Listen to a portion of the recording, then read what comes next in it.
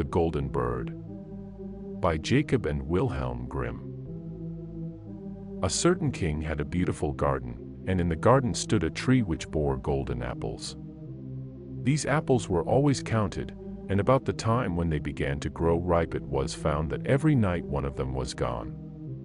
The king became very angry at this, and ordered the gardener to keep watch all night under the tree. The gardener set his eldest son to watch, but about 12 o'clock he fell asleep, and in the morning another of the apples was missing.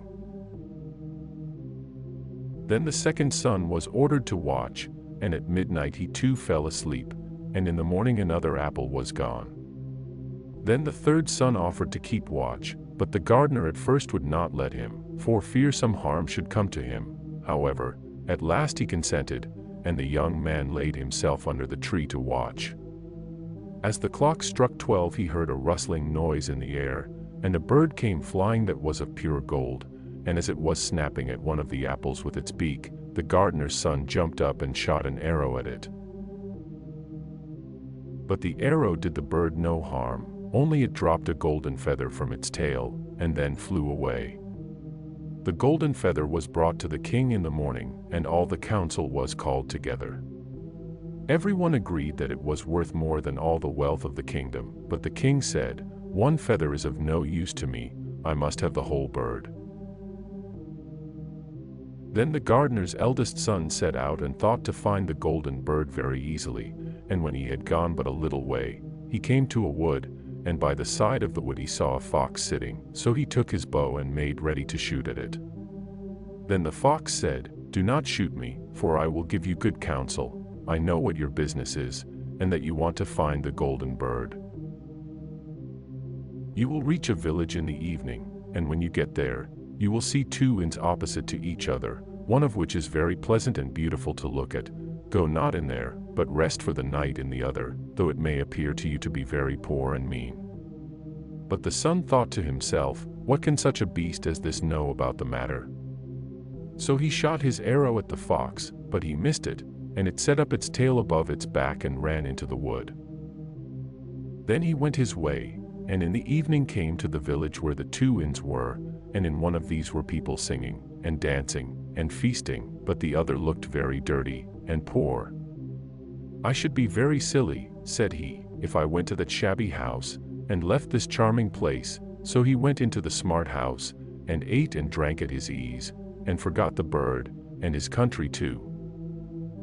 Time passed on, and as the eldest son did not come back, and no tidings were heard of him, the second son set out, and the same thing happened to him. He met the fox, who gave him the good advice, but when he came to the two inns, his eldest brother was standing at the window where the merrymaking was, and called to him to come in, and he could not withstand the temptation, but went in, and forgot the golden bird and his country in the same manner. Time passed on again, and the youngest son too wished to set out into the wide world to seek for the golden bird, but his father would not listen to it for a long while, for he was very fond of his son, and was afraid that some ill luck might happen to him also, and prevent his coming back. However, at last it was agreed he should go, for he would not rest at home, and as he came to the wood, he met the fox, and heard the same good counsel. But he was thankful to the fox, and did not attempt his life as his brothers had done, so the fox said, "Sit upon my tail, and you will travel faster." So he sat down, and the fox began to run, and away they went over stock and stone so quick that their hair whistled in the wind. When they came to the village, the son followed the fox's counsel, and without looking about him went to the shabby inn and rested there all night at his ease. In the morning came the fox again and met him as he was beginning his journey, and said, "Go straight forward, till you come to a castle, before which lie a whole troop of soldiers fast asleep and snoring. Take no notice of them, but go into the castle and pass on and on till you come to a room where the golden bird sits in a wooden cage. Close by it stands a beautiful golden cage, but do not try to take the bird out of the shabby cage and put it into the handsome one, otherwise you will repent it." Then the fox stretched out his tail again, and the young man sat himself down, and away they went over stock and stone till their hair whistled in the wind. Before the castle gate all was as the fox had said, so the son went in and found the chamber where the golden bird hung in a wooden cage, and below stood the golden cage, and the 3 golden apples that had been lost were lying close by it. Then thought he to himself, it will be a very droll thing to bring away such a fine bird in this shabby cage, so he opened the door and took hold of it and put it into the golden cage. But the bird set up such a loud scream that all the soldiers awoke, and they took him prisoner and carried him before the king. The next morning the court sat to judge him, and when all was heard, it sentenced him to die, unless he should bring the king the golden horse which could run as swiftly as the wind, and if he did this, he was to have the golden bird given him for his own. So he set out once more on his journey, sighing, and in great despair, when on a sudden his friend the fox met him, and said, "You see now what has happened on account of your not listening to my counsel. I will still, however, tell you how to find the golden horse, if you will do as I bid you. You must go straight on till you come to the castle where the horse stands in his stall. By his side will lie the groom fast asleep and snoring. Take away the horse quietly, but be sure to put the old leathern saddle upon him, and not the golden one that is close by it." Then the son sat down on the fox's tail, and away they went over stock and stone till their hair whistled in the wind. All went right, and the groom lay snoring with his hand upon the golden saddle. But when the son looked at the horse, he thought it a great pity to put the leathern saddle upon it. "I will give him the good one," said he. "I am sure he deserves it."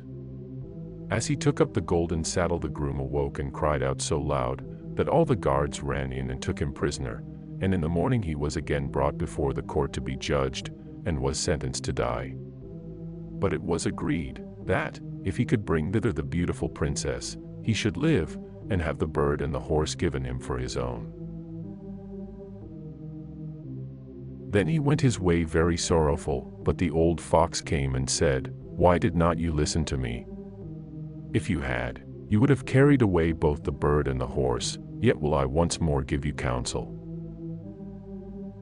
Go straight on, and in the evening you will arrive at a castle. At 12 o'clock at night the princess goes to the bathing house. Go up to her and give her a kiss, and she will let you lead her away, but take care you do not suffer her to go and take leave of her father and mother." Then the fox stretched out his tail, and so away they went over stock and stone till their hair whistled again. As they came to the castle, all was as the fox had said, and at 12 o'clock the young man met the princess going to the bath and gave her the kiss, and she agreed to run away with him, but begged with many tears that he would let her take leave of her father. At first he refused, but she wept still more and more, and fell at his feet, till at last he consented, but the moment she came to her father's house the guards awoke and he was taken prisoner again.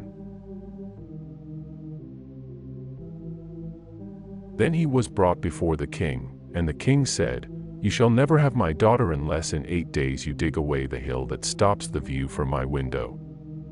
Now this hill was so big that the whole world could not take it away, and when he had worked for 7 days, and had done very little, the fox came and said, "Lie down and go to sleep, I will work for you." And in the morning he awoke and the hill was gone, so he went merrily to the king, and told him that now that it was removed he must give him the princess. Then the king was obliged to keep his word, and away went the young man and the princess, and the fox came and said to him, "We will have all 3, the princess, the horse, and the bird." "Ah," said the young man, "that would be a great thing, but how can you contrive it?" "If you will only listen," said the fox, "it can be done. When you come to the king, and he asks for the beautiful princess, you must say, 'Here she is.' Then he will be very joyful, and you will mount the golden horse that they are to give you, and put out your hand to take leave of them, but shake hands with the princess last. Then lift her quickly onto the horse behind you, clap your spurs to his side, and gallop away as fast as you can." All went right. Then the fox said, "When you come to the castle where the bird is, I will stay with the princess at the door, and you will ride in and speak to the king, and when he sees that it is the right horse, he will bring out the bird, but you must sit still, and say that you want to look at it, to see whether it is the true golden bird, and when you get it into your hand, ride away." This, too, happened as the fox said. They carried off the bird, the princess mounted again, and they rode on to a great wood. Then the fox came, and said, "Pray kill me, and cut off my head and my feet." But the young man refused to do it, so the fox said, "I will at any rate give you good counsel. Beware of two things: ransom no one from the gallows, and sit down by the side of no river." Then away he went. Well, thought the young man, it is no hard matter to keep that advice. He rode on with the princess, till at last he came to the village where he had left his two brothers. And there he heard a great noise and uproar, and when he asked what was the matter, the people said, "Two men are going to be hanged." As he came nearer, he saw that the two men were his brothers, who had turned robbers, so he said, "Cannot they in any way be saved?" But the people said no, unless he would bestow all his money upon the rascals and buy their liberty. Then he did not stay to think about the matter, but paid what was asked, and his brothers were given up, and went on with him towards their home. The youngest son fell to the bottom of the river's bed. Luckily it was nearly dry, but his bones were almost broken, and the bank was so steep that he could find no way to get out. Then the old fox came once more, and scolded him for not following his advice, otherwise no evil would have befallen him. "Yet," said he, "I cannot leave you here, so lay hold of my tail and hold fast." Then he pulled him out of the river, and said to him, as he got upon the bank, "Your brothers have set watch to kill you, if they find you in the kingdom." So he dressed himself as a poor man, and came secretly to the king's court, and was scarcely within the doors when the horse began to eat, and the bird to sing, and the princess left off weeping. Then he went to the king, and told him all his brothers' roguery, and they were seized and punished, and he had the princess given to him again, and after the king's death he was heir to his kingdom. A long while after, he went to walk one day in the wood, and the old fox met him, and besought him with tears in his eyes to kill him, and cut off his head and feet. And at last he did so, and in a moment the fox was changed into a man, and turned out to be the brother of the princess, who had been lost a great many years. The Golden Bird, by Jacob and Wilhelm Grimm. Please like and subscribe for future stories.